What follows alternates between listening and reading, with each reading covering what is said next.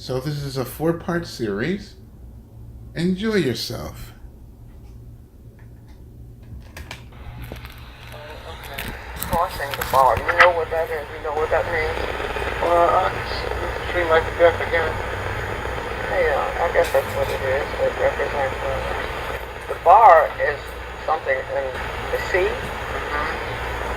that's difficult to get over, the road to get over, and if they get over, then they're successful. Okay, like you say, that there's a life on this side of the bar, And the afterlife afterwards. and death is the bar.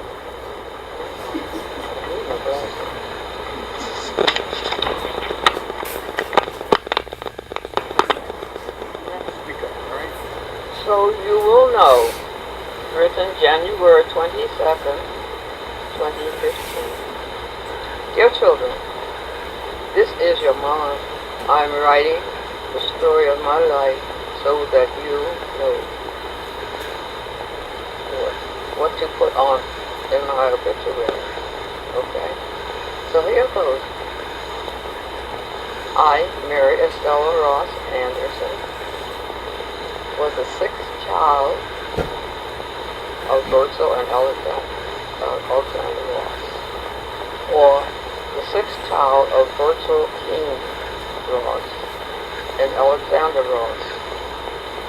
I was born October the 22nd, 1923, in Baltimore, Maryland.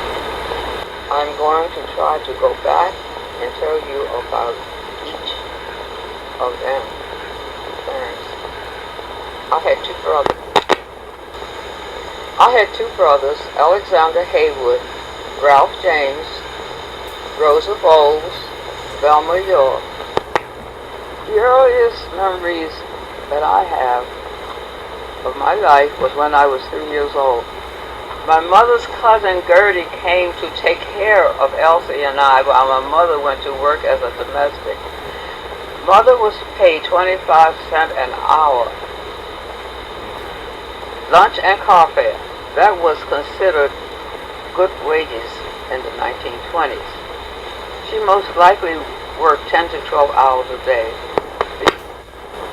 Because when I woke up, she had already gone to work and it was dark. When she came home, it was still dark, but it seems like the whole house became bright, and everyone was glad to see her. Then she was gone again. I'm sure she went out to church. She was an ardent and faithful church worker. I think I did not know about them as mother or father. They were people like everyone else, but different. I learned better after I was about 3.5 to 4 years old. My mother was from the eastern shore of Maryland in Dorchester County. My parents allowed a lot of people from there to come up to Baltimore and stay at our house until they could find jobs and become stable.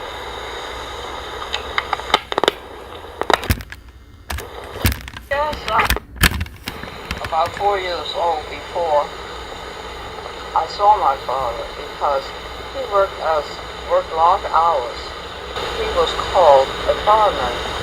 His job was to keep the forest burning hot so that they could make the steam, so that the ships could sail down the Chesapeake Bay. Although my father had very little education, he could read and write. He could work on those ships and keep them operational from Light Street in Baltimore down to Inner Harbor to Cambridge, Maryland. The boss had him to teach some white co-workers how to do the job. After a while, the boss told him he couldn't have the job anymore because he didn't have a college degree to do what he was doing. Then he gave him the job as a janitor. I think he was about 60 or 65 years old when he retired. He was quite active at the church. He would read the Bible out loud, recalling every word as he went along. But back to me, I was 4 years old and 11 months when I started school because I wasn't quite 5, but I would be 5 in the next month.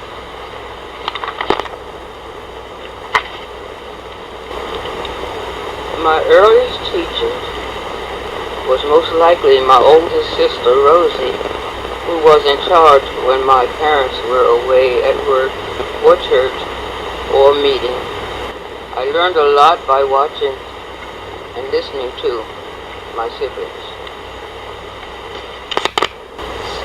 Someone, I don't remember who, but they taught me how to spell my name. Stella.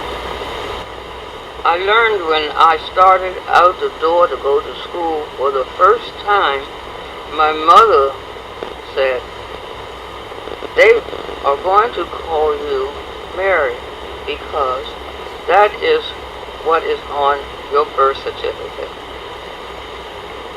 That was the first time I knew that my name was Mary Ross.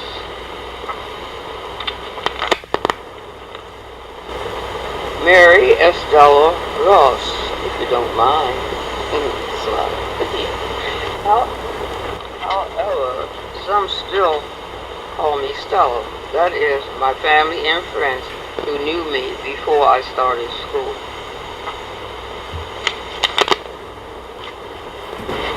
My Christian education was at home, which was a very religious place, and at People's Christian Church, pastored by Reverend Charles Edward Brown on Bond and Jefferson Street, at Sunday school with Mr. Angus Smith and other teachers.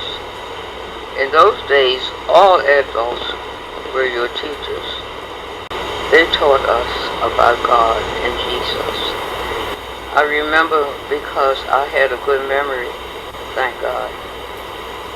I never would have made it if it wasn't for my good memory. If it wasn't for my good memory, I was learning and reciting long poems, having the leading parts in the plays that we had, and they had. I wanted to be on the choir. I knew all the songs that they sang. I could sing all of the parts, soprano, alto, and bass, but they wouldn't let me join the choir. They said I was too young.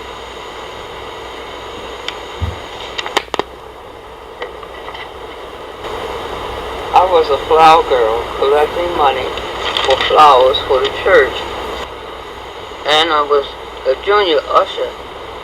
I wasn't an usher long because I couldn't stand up long. I would get lightheaded and dizzy and have to sit down. I stayed at that church until I was 14 years old. Then the pastor wanted to buy another church building, but it had to be a Baptist church. I heard this by listening to the elders. So Reverend Brown bought the building, and many of the members left. The new church name was Memorial Baptist. Well, my parents and the others didn't want to be Baptists, so we joined a Methodist church named East Huffman Street Church. I was very active in that church too. I was allowed to join the junior choir and some other things I had not been doing in the former church. Back to my schooling, I attended the public schools of Baltimore. My first school was 124 on Orleans Street. The city was about to build a viaduct to downtown, and school 124 on Orleans Street had to be demolished. My father said that could not be done. He He thought it was an impossible task. That was around 1927. I know that he would be surprised if he could see what has been done since then. We are now writing in 2017.